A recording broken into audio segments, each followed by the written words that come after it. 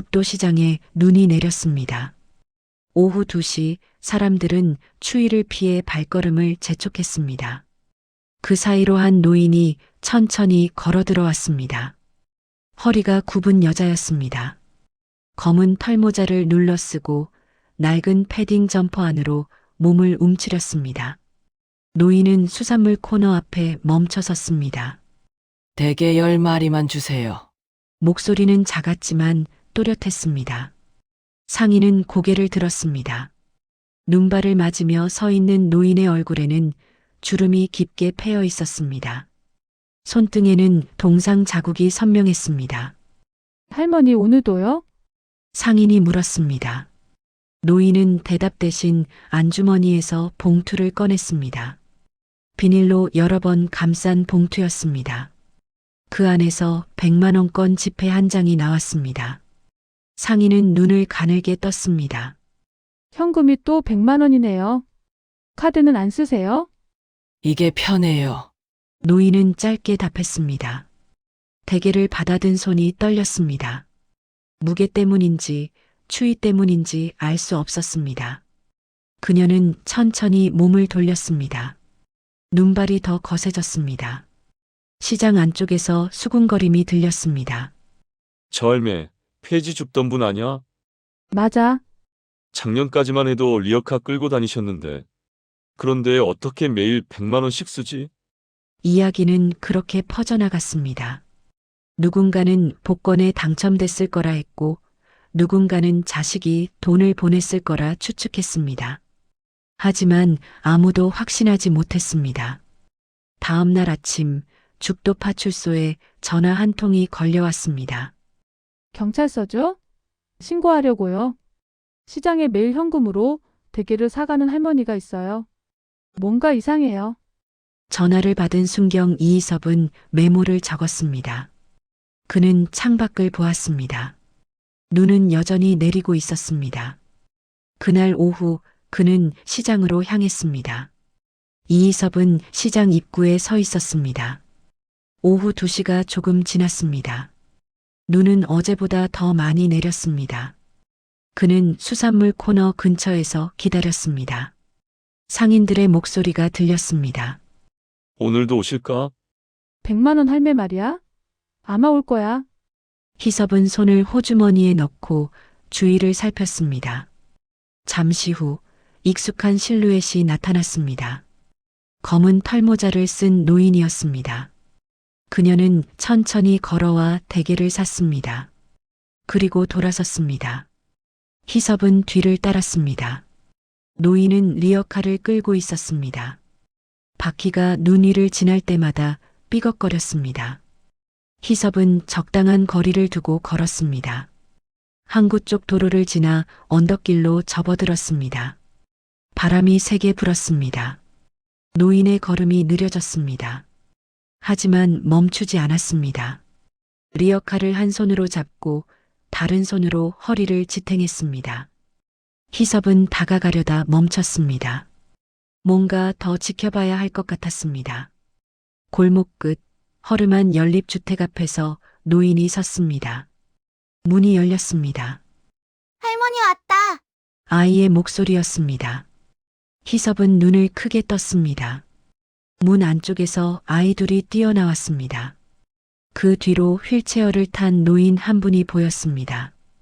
오늘도 고생하셨어요. 휠체어의 노인이 말했습니다. 박순희 할머니는 고개를 끄덕이며 리어카에서 대게를 꺼냈습니다. 아이들은 신이 나서 박수를 들었습니다. 희섭은 멀찍이 서서 그 장면을 지켜봤습니다. 손님이 아이들과 노인들이었구나.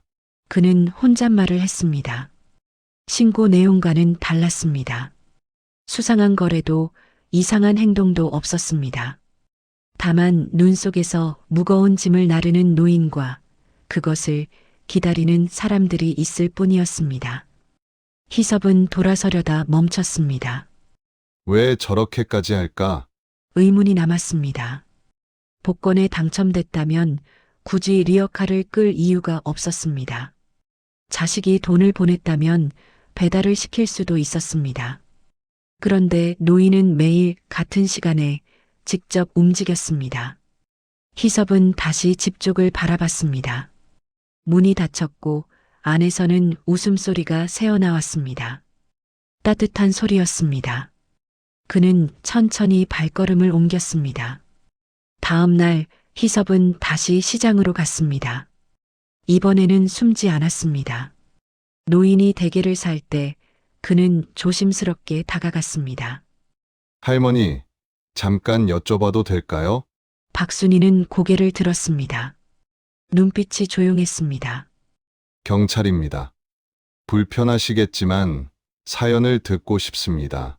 노인은 잠시 그를 보다가 고개를 끄덕였습니다. 따라오세요. 좁은 부엌에 둘이 앉았습니다. 창문 너머로 바다가 보였습니다. 눈발 사이로 희미하게 보이는 수평선이었습니다. 박순이는 보온병에서 보리차를 따랐습니다. 손이 떨렸습니다. 희섭은 조심스럽게 입을 열었습니다. 왜 매일 대게를 사시는 건가요? 노인은 잠시 말이 없었습니다. 그녀는 창밖을 바라봤습니다. 바다를 보는 눈빛이 멀었습니다. 우리 민호가 그 바다에서 돌아오지 않았어요. 목소리가 작았습니다. 희섭은 숨을 멈췄습니다. 아들이었습니다. 어선을 타고 나갔다가 폭풍이 왔어요. 박순이의 손이 컵을 감쌌습니다. 김이 올라왔지만 그녀는 마시지 않았습니다. 출항 전날이었어요. 민호가 웃으면서 그랬죠. 엄마, 이번엔 진짜 큰 대게 먹자. 내가 많이 벌어올게. 노인의 눈가가 붉어졌습니다. 다음 날 아침 배가 나갔어요. 그리고 연락이 끊겼습니다. 희섭은 아무 말도 하지 못했습니다. 밖에서는 바람 소리만 들렸습니다. 수색을 했어요. 해경도 나가고 다른 배들도 도왔습니다. 사흘을 찾았지만 아무것도 없었어요. 박순이는 천천히 고개를 들었습니다. 그 뒤로 1년, 2년, 10년이 지났습니다. 저는 폐지를 주었어요. 리어카 끌고 동네를 돌았죠. 그렇게 모은 돈이었습니다. 그런데 왜 그 돈을 희섭의 말이 끊겼습니다. 박순이가 작게 웃었습니다. 슬픈 웃음이었습니다. 그 아이가 못 먹은 대게를 대신 나눠주고 싶었어요. 희섭은 할 말을 잃었습니다. 처음엔 제사상에 올렸습니다. 혼자 먹었어요. 그런데 목이 안 넘어가더라고요. 노인은 손으로 눈가를 눌렀습니다. 그러다 동네 아이들을 봤어요. 엄마 없이 할머니랑 사는 애들, 휠체어 타고 혼자 계신 어르신. 그분들도 대게 같은 건 평생 못 먹어봤을 거예요. 박순이는 컵을 들어 차를 한 모금 마셨습니다. 그래서 나누기로 했습니다. 민호 대신 그 아이가 벌어오려던 돈으로. 희섭은 가슴이 먹먹해졌습니다. 그는 창밖을 봤습니다. 바다는 여전히 차갑게 보였습니다. 할머니, 그런데 이제 얼마 안 남았어요. 박순이가 먼저 말했습니다. 희섭은 고개를 돌렸습니다. 돈이요? 제 몸이요. 노인은 담담했습니다. 희섭은 말문이 막혔습니다. 병원에 가봤습니다. 의사가 말하더군요. 무리하지 말라고. 하지만 전 멈출 수가 없었어요. 민호와의 약속이니까. 희섭은 주먹을 쥐었습니다. 제가 도와드리겠습니다. 괜찮아요. 아닙니다. 혼자 하시면 안 됩니다. 박순이는 희섭을 보았습니다. 그리고 천천히 고개를 저었습니다. 이건 제가 해야 할 일이에요. 민호 엄마로서. 희섭은 더 이상 말하지 못했습니다. 노인의 눈빛이 너무 단단했기 때문입니다. 그는 파출소로 돌아왔습니다. 책상 앞에 앉아 한참을 생각했습니다. 신고는 종결해야 했습니다. 하지만 마음이 무거웠습니다. 이 이야기를 세상에 알려야겠다. 희섭은 결심했습니다. 혼자서는 막을 수 없는 일이었습니다. 하지만 함께라면 달라질 수 있었습니다. 봄이 다가왔습니다. 죽도 시장의 눈이 녹기 시작했습니다. 희섭은 시장 상인들을 찾아다녔습니다. 박순이 할머니의 이야기를 조용히 전했습니다. 처음엔 모두 놀랐습니다. 그런 사연이 있었어? 폐지 주운 돈으로 그걸 했다고? 상인들의 표정이 변했습니다. 어떤 이는 눈시울을 붉혔고 어떤 이는 고개를 숙였습니다. 사흘 후 변화가 시작됐습니다. 박순이가 대게를 살 때였습니다. 상인은 봉지를 2개 더 넣었습니다. 할매 오늘은 서비스예요. 아니, 이러시면 괜찮아요. 우리도 민호 씨 일 돕고 싶어요. 노인은 말없이 고개를 숙였습니다. 눈물이 떨어질 것 같았습니다. 다음 날은 반찬 가게 주인이 김치를 내밀었습니다. 이것도 가져가세요. 아이들 먹이시라고. 그 다음 날은 정육점에서 고기를, 채소 가게에서 무와 배추를 건넸습니다. 모두 조용히 말없이 건넸습니다. 박순이의 리어카가 무거워졌습니다. 희섭은 매일 시장에 들렀습니다. 노인의 리어카를 함께 밀어주었습니다. 언덕길에서 그녀는 말했습니다. 미안해요. 경찰 일까지 시키고. 아닙니다. 제가 하고 싶어서 합니다. 희섭은 웃었습니다. 박순이도 작게 웃었습니다.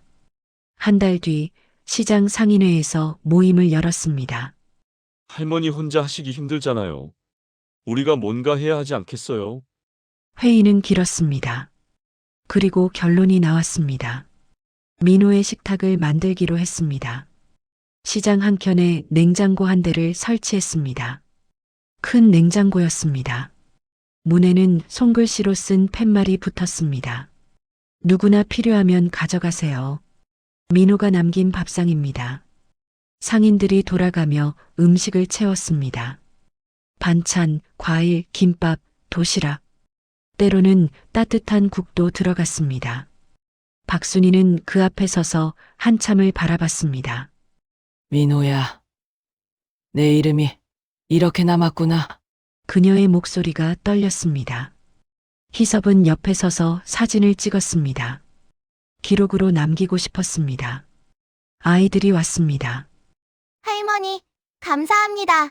휠체어를 탄 노인도 왔습니다. 덕분에 배불러요. 박순이는 매번 고개를 저었습니다.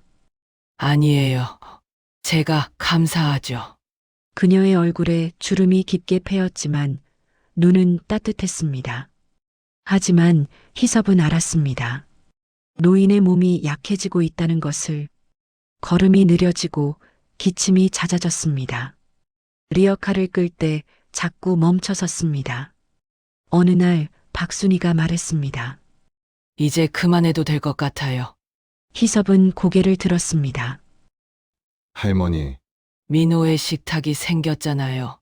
이제 제가 없어도 계속될 거예요. 노인은 바다를 바라봤습니다. 파도 소리가 들렸습니다.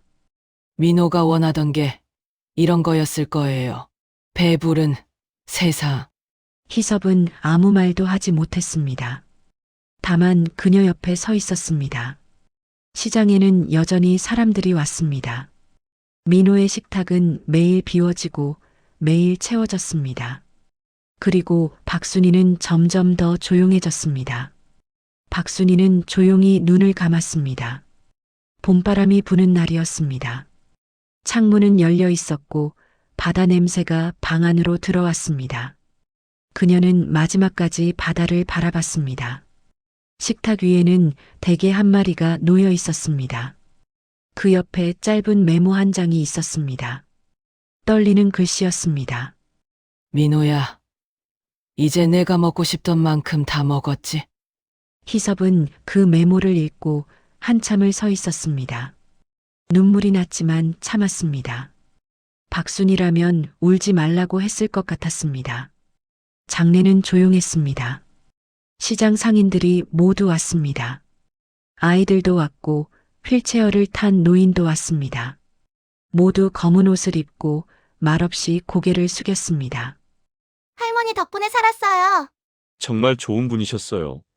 사람들은 작은 목소리로 말했습니다. 눈물을 흘리는 이도 있었습니다. 희섭은 영정 사진을 바라봤습니다. 박순이가 웃고 있었습니다. 주름 가득한 얼굴이었지만 눈빛은 밝았습니다. 할머니, 이제 민호 씨를 만나셨나요? 희섭은 속으로 물었습니다. 대답은 없었지만 괜찮았습니다. 1년이 지났습니다. 죽도시장에는 여전히 민호의 식탁이 있었습니다. 냉장고는 매일 채워지고 매일 비워졌습니다. 필요한 사람들이 와서 가져갔습니다. 상인들은 잊지 않았습니다. 박순이가 처음 대게를 산 날을 기억했습니다. 매년 그날이 되면 시장에서는 작은 추모식을 열었습니다. 대게를 나눠 먹고 박순이의 이야기를 나눴습니다. 민호 씨 어머니는 참 대단하셨어. 폐지 주워서 모은 돈을 다 나눠주셨잖아. 우리도 배워야 해. 저런 마음을. 아이들은 자랐습니다. 그때 대게를 먹던 아이 중 하나가 대학생이 됐습니다. 그는 방학마다 시장에 와서 민호의 식탁에 음식을 채웠습니다. 할머니께 받은 걸 돌려드리는 거예요. 그는 웃으며 말했습니다. 희섭은 그 모습을 보고 고개를 끄덕였습니다.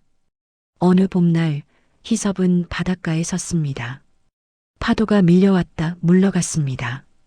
바람이 불었습니다. 그는 바다를 바라보며 중얼거렸습니다. 할머니, 세상에 가장 따뜻한 부자는 바로 당신이었어요. 그의 목소리는 바람에 실려갔습니다. 시장에는 여전히 사람들이 모였습니다. 웃음소리가 들렸고 음식 냄새가 퍼졌습니다. 민호의 식탁 앞에는 오늘도 누군가 서 있었습니다. 냉장고 문에는 새로운 메모가 붙어 있었습니다. 받은 만큼 나눠주세요. 그게 민호와 어머니가 원하던 거예요. 희섭은 그 글을 읽고 미소를 지었습니다. 박순이는 떠났지만 그녀의 마음은 남았습니다. 민호는 돌아오지 못했지만 그의 이름은 계속됐습니다. 시장 사람들은 기억했습니다.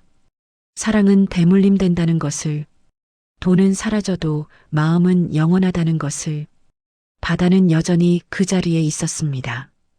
파도는 밀려왔다 물러갔습니다. 그리고 어디선가 박순이와 민호가 함께 웃고 있을 것만 같았습니다.